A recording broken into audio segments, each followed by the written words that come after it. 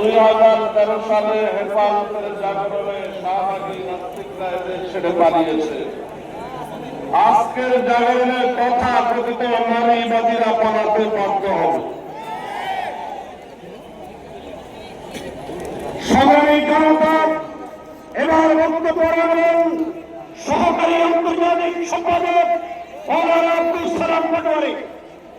শীর্ষ ওলামায়ে কেরাম যেই শাপলা চত্বরে ডাক দিয়েছিলেন, এটা কাউকে বসানোর জন্য, নামানোর জন্য না। কথা বলেন, কিন্তু ওনারা মনে করলেন আমাদেরকে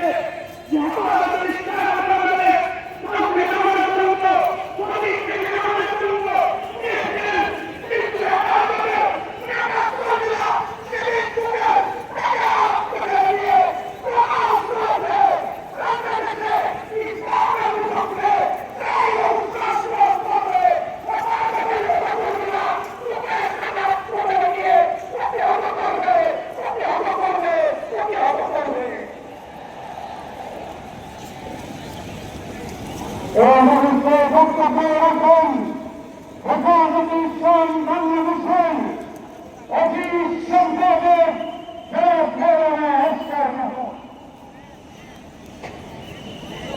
আসসালামু আলাইকুম ওয়া রাহমাতুল্লাহি ওয়া বারাকাতুহু। নারী সংস্কার বিষয়ক কৌশল যে প্রতিবেদন সরকার পেশ করেছে, সেই প্রতিবেদন যদি সরকার অনুমোদন দেয় তাহলে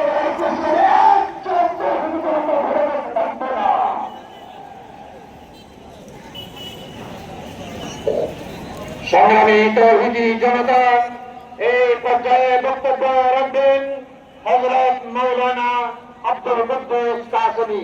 হযরত মাওলানা আব্দুল কুদ্দুস কাসেমী। এই দেশকে আপনারা বিশ্বভিত্তির দেশ করবেন না, এই দেশকে দাস সম্পদের বৈধতা যাবেন না। এই সমস্ত নীতি সবকিছু বাতিল করেন এবং এই সংস্কার কমিশন বাতিল করেন।